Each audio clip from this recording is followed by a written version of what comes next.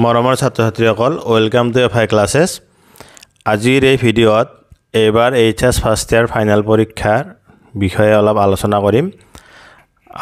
অহা 6 মাৰ্চৰ পৰা আমাৰ এইচএছ ফাৰ্ষ্ট ইয়াৰৰ ফাইনেল পৰীক্ষা অনুষ্ঠিত হ'ব ইতিমধ্যে আমাৰ বৰ্ডে এডমিট কাৰ্ড বোৰ্ড অনলাইনত উপলব্ধ কৰাইছে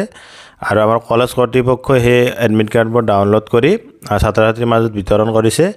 এতিয়া ছাত্ৰ-ছাত্ৰীয়ে এডমিট কাৰ্ড বোৰ্ড দেখি কিছু বিমূৰত পৰিছে যে এবাৰ এডমিট কাৰ্ড বোৰ্ডত ৰোল নম্বৰবোৰ নাই তাক লৈ ছাত্ৰ-ছাত্ৰীৰ মাজত চিন্তাৰ সূচনা হৈছে গতিকে বহু ছাত্ৰ-ছাত্ৰীয়ে ফোন কৰি সুধি আছে যে স্যাৰ এবাৰ এডমিটত ৰোল নম্বৰটো নাই যেহেতু প্ৰথমবাৰ তেওঁলোকে ৰোল নম্বৰ বিহীন এখন এডমিট কাৰ্ড দেখিছে গতিকে তেওঁলোকে খুব চিন্তাত পৰি আছে সেই সম্পৰ্কে আজি আলোচনা কৰিম এই ভিডিঅ'টোত লগতে এইবাৰ এইচএছ ফাৰ্ষ্ট ইয়াৰত নতুন পেটাৰ্ণত পৰীক্ষা অনুষ্ঠিত হ'ব গতিকে কেনে ধৰণে পৰীক্ষাবোৰ অনুষ্ঠিত হ'ব সেই সম্পৰ্কে আলোচনা কৰিম গতিকে ভিডিঅ'টো স্কিপ নকৰাকৈ শেষলৈকে চাই যাবা গোটেইখিনি কথা গম পাবা আৰু যিয়ে প্ৰথমবাৰৰ বাবে চাই আছা চেনেলটো ছাবস্ক্ৰাইব কৰিবা আৰু তোমালোকৰ বন্ধু বান্ধৱীৰ গ্ৰুপত শ্বেয়াৰ কৰি দিবা যাতে তেওঁলোকে এই কথাখিনি ভালদৰে গম পায় গতিকে আজি প্ৰথম কথাটো লৈ আহিছোঁ যে চোৱা তোমালোকক মই এখন এডমিট কাৰ্ড দেখাইছোঁ এই এডমিট কাৰ্ডখন আমাৰ Assam state school education council board যিখন নতুনকৈ আমাৰ সেৱা আৰু Assam higher secondary education council লগ লাগি হৈছে নতুন বোৰ্ড তেওঁলোকে এইখন জেনেৰেট কৰিছে এইবাৰ তোমালোকৰ এই এডমিট কাৰ্ডখনত চোৱা ৰোল নাম্বাৰটো নাই আগতে তোমালোকৰ এডমিট কাৰ্ডবোৰত কি আছে চেণ্টাৰ নাম্বাৰ আৰু মানে ৰোল নং হেনেকৈ এটা নাম্বাৰ আছিলে কিন্তু এইবাৰ সেইটো নাই ইয়াৰ অকল ৰেজিষ্ট্ৰেশ্যন নাম্বাৰটো আছে ছাত্ৰ-ছাত্ৰীৰ নাম আছে অভিভাৱকৰ নাম আছে আৰু পৰীক্ষাৰ টাইম আৰু ছাবজেক্ট কেইটা আছে হয়নে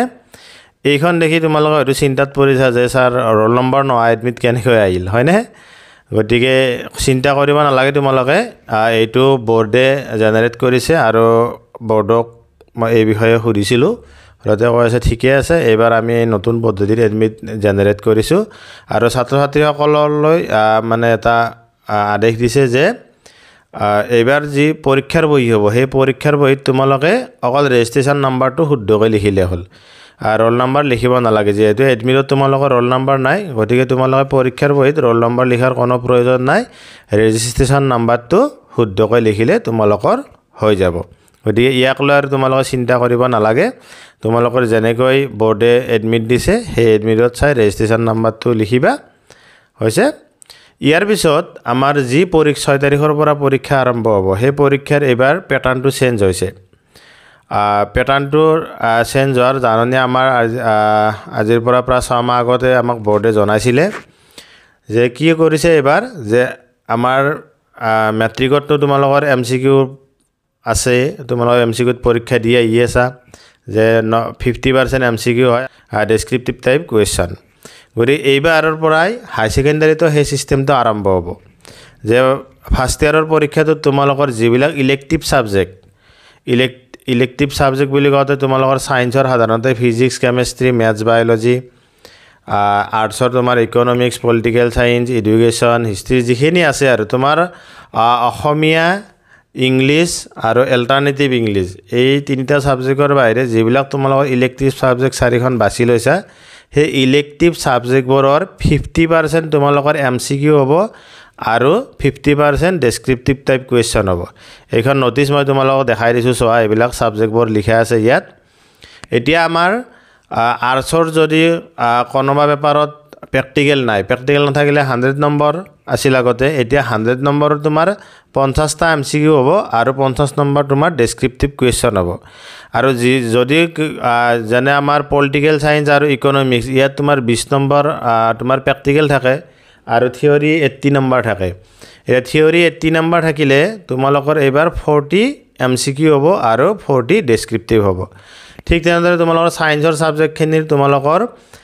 ফিজিক্স কেমেষ্ট্ৰি বায়'লজি এই তিনিটাত তোমাৰ 70 থিয়ৰী তাৰে 35টা MCQ হ'ব আৰু তোমাৰ 35 নম্বৰ ডেছক্ৰিপটিভ হ'ব মেথছত তোমাৰ 100 নম্বৰ তাত কোনো প্ৰেক্টিকেল নাই গতিকে মেথছত তোমাৰ 50টা MCQ হ'ব আৰু 50 নম্বৰ ডেছক্ৰিপটিভ কুৱেশ্যন হ'ব হৈছে গতিকে এই চিষ্টেমটো তোমালোকৰ এইবাৰৰ পৰা প্ৰথম আৰম্ভ হ'ল হায়াৰ ছেকেণ্ডাৰীত ফাৰ্ষ্ট ইয়াৰত হ'ল তাৰপিছত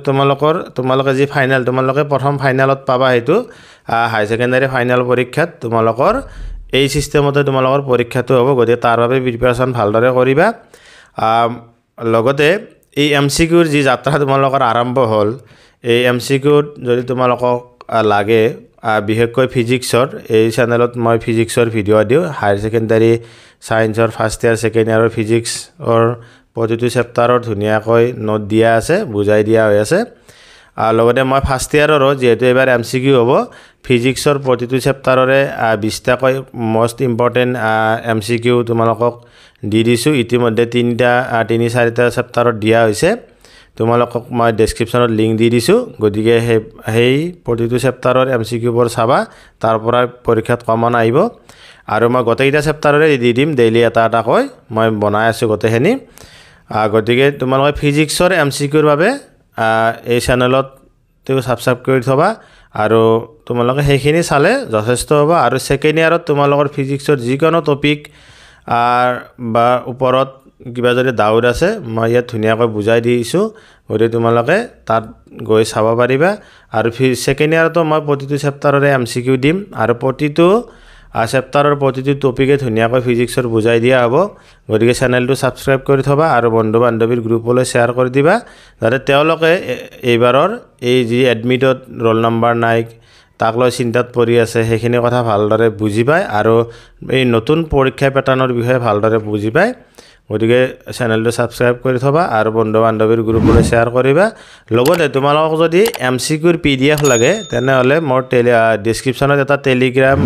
চেনেলৰ লিংক দিয়া আছে তাত গৈ ক্লিক কৰিবা আৰু জয়েন হ'বা টেলিগ্ৰাম চেনেলত তাত তোমালোকৰ এমসিকিউৰ পিডিএফ বোৰ পাই যাবা ফ্ৰী অফ কষ্ট কোনো ধৰণৰ পইচা নালাগে ফ্ৰী অফ কষ্ট হয় আৰু নাইবা তোমালোকে টেলিগ্ৰামত গৈ এফআই ক্লাसेस বুলি সাৰ্চ কৰিবা সাৰ্চ কৰি তাতে জয়েন হৈ ল'বা তাতে তোমালোকে পিডিএফ বোৰ পাই থাকিবা গতিকে আজিলৈ এৰিছোঁ ধন্যবাদ